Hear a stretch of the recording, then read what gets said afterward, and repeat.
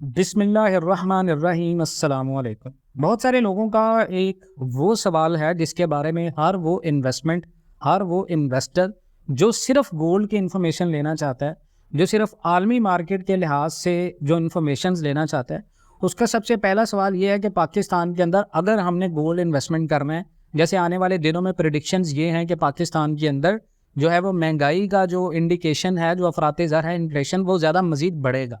तो ऐसे में हर बंदा ये चाहता है कि कोई ऐसी इन्वेस्टमेंट है जिसके ऊपर इतनी ज़्यादा मेहनत ना करनी पड़े, लेकिन उस इन्वेस्टमेंट के ऊपर रिस्क ना हो। तो बहुत सारे लोग जो है वो आज जैसे गोल्ड जो है वो 2,20,000 रुपये तक है, तो बहुत सारे लोगों का माइंड है क्या ये गोल्ड जो है वो आगे बढ़ेगा या इससे कम होगा। बहुत सारे लोग इसमें बात करते हैं जी गोल्ड क्रैश होगा, बहुत सारे लोग इस बात से इत्तेफाक नहीं करते। लेकिन जो पाकिस्तान के अंदर सोना है वो जो इंडिकेशंस हैं आलमी मार्केट के अकॉर्डिंग वो ये हैं कि 2,50,000 तक ये गोल्ड जाएगा। अब अगर सोना जो 2,20,000 पे रुका हुआ है, अगर ये 30,000 पे इजाफे के साथ 2,50,000 रुपये तक जाता है, तो जिसने पहले से महंगा गोल्ड खरीदा हुआ है उसको प्रॉफिट हो जाएगा। आलमी मार्केट के अकॉर्डिंग जो है वो गोल्ड की जो इन्वेस्टमेंट है उसमें थोड़ा सा बल्क में इन्वेस्टमेंट हुई है, जिसकी वजह से आलमी मार्केट के अंदर भी गोल्ड में थोड़ा सा राइज आया है। अब सोना अगर 2,40,000 पे जाके रुक जाएगा तो ये एकदम से क्रैश भी हो सकता है। ये बात आप जहन में रखिएगा, क्योंकि फिर वो होगा जो पाकिस्तान की 75 साल तारीख में नहीं हुआ, क्योंकि डॉलर बेस्ड ये इन्वेस्टमेंट है। जैसे डॉलर बढ़ेगा वहीं गोल्ड मार्केट भी ऊपर जाएगी। लेकिन पाकिस्तान में ऐसे कई बार हुआ है कि गोल्ड अगर महंगा भी हो तो डॉलर जो है वो सस्ता हो, जो सोना है वो सस्ता हो जाता है।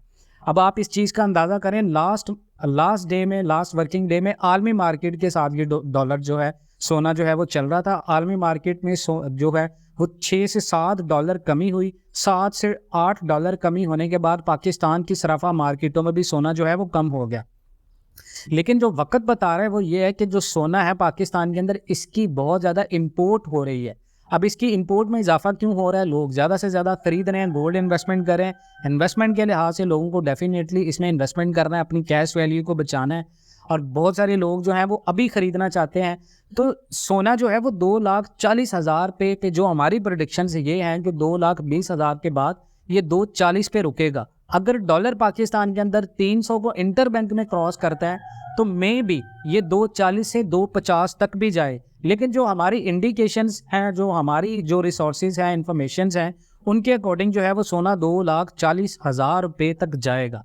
तो अगर आपने इन्वेस्टमेंट करनी है, आप बहुत परेशान हैं, आपको नहीं पता कि इन्वेस्टमेंट अभी करनी है या नहीं, तो देखें अभी तो है बेस्ट टाइम गोल्ड में इन्वेस्टमेंट करने का। राइट नाउ पाकिस्तान के अंदर है बेस्ट टाइम। अगर आपने गोल्ड में इन्वेस्टमेंट करनी है तो इससे अच्छा बेहतरीन टाइम नहीं होगा, क्योंकि अगर आप ये सोच रहे हैं कि 2 लाख पे सोना वापस आएगा तो ये बहुत बड़ी जो है वो गलती है आपकी, और ये बहुत बड़ी गलत फहमी है आपकी। अगर आपने गोल्ड में इन्वेस्टमेंट करनी है तो प्राइस लो हुए हैं और लो मज़ीद नहीं होंगे। तो जो लोग इस बात का इंतज़ार करें कि सोना मज़ीद गिर जाएगा, हम इन्वेस्टमेंट कर लेंगे और इस इन्वेस्टमेंट का हमें बहुत ज़्यादा फ़ायदा हो जाएगा, तो ये सिर्फ़ एक खुशफहमी है, क्योंकि हमने बहुत सारी रीपेमेंट्स भी करनी है। और उन रीपेमेंट्स को लेकर अगर आप पाकिस्तान के अंदर मज़ीद आने वाले दिनों को देखें तो गोल्ड जो है वो महंगा होगा। और बहुत सारे लोगों का ख्याल है कि ये टेम्परेरी राइज है।